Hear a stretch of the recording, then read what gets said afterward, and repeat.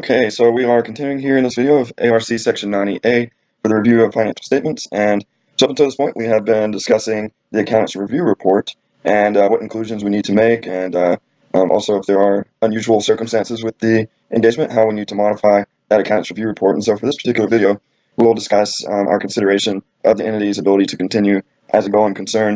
And it's interesting that they have this in here because this is more of a GAAP policy rather than a financial statement review policy. So, but I guess the purpose would be that if the financial statements under review are not prepared in accordance with GAAP, then the financial reporting framework they do, or that they are prepared in accordance with, might not have this going concern consideration requirement. So this standard makes us take a look at it, even if we're not using GAAP. So it tells us that we should consider whether during the performance of our review procedures that we come across any evidence or information indicating that there could be an uncertainty about the entity's ability to continue as a going concern for a reasonable period of time.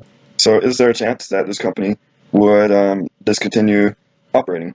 And so a reasonable period of time to assess that would be the amount of time required by the financial reporting framework that the financial statements are prepared under. So the GAPS is 1 year. It says here if the financial reporting framework does not specify a period of time, then we should use 1 year from the date of the financial statements being reviewed. And that's hereafter referred to as a reasonable period of time. So reasonable period of time is 1 year. So do we expect this company to continue operating a year from the date that the financial statements are reviewed?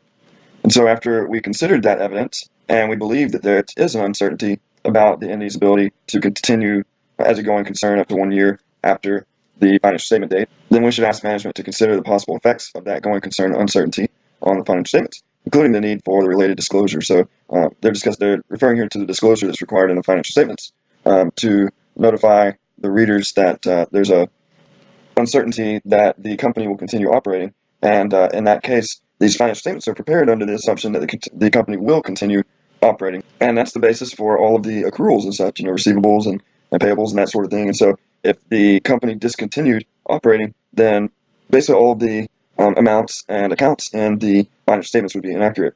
So that's the reason that this provision is really important. So then after management communicates to us the results of its consideration of the effects on the financial statements from the uncertainty, then we should consider the reasonableness of their conclusions, including the adequacy of the disclosures.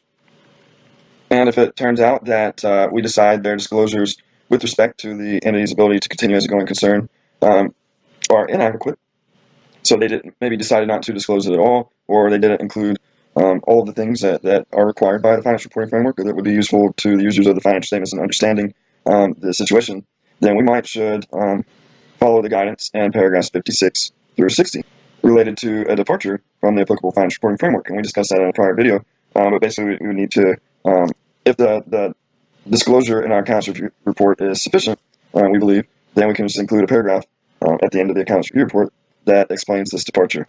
And so you can go to 56 through 60 to get some more information on that. So we have some explanatory material. We've got A115 through A119. So let's go down to those sections and get some more understanding on how to comply with these requirements. Okay, so now we're down in the explanatory material and related to our consideration of the entity's ability to continue as a going concern.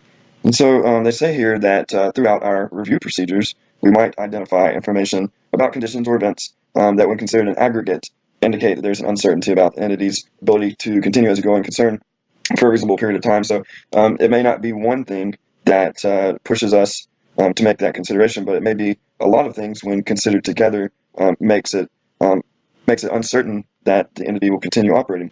And some examples of that might be negative trends, for instance, recurring operating losses, working capital deficiencies, negative cash flows.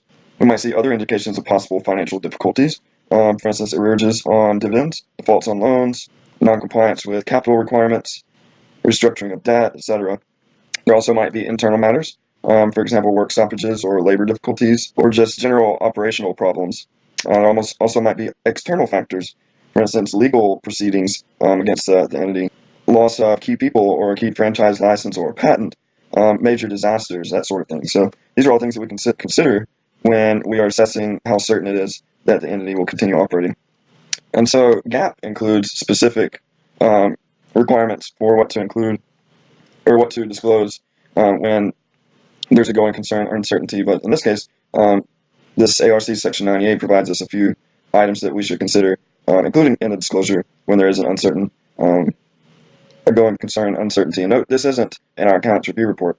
This is in the footnotes of the financial statement. So management might consider disclosing principal conditions and events that gave rise to the assessment of the uncertainty, the possible effects of those conditions and events, management's evaluation of the significance of those conditions and events, and also mitigating factors. So other ways that maybe the entity can get cash to shore up their problem.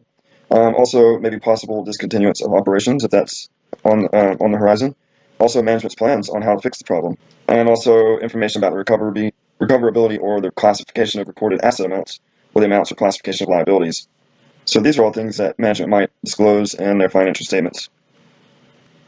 And they've also regurgitated the emphasis of a matter considerations that we discussed in a prior video. So if management doesn't provide these items adequately enough in our professional judgment, we determine that, then we would need to include an emphasis of a matter paragraph in our accounts review report that says to that effect. If we feel like that this paragraph is enough for the users of the financial statements to understand the situation.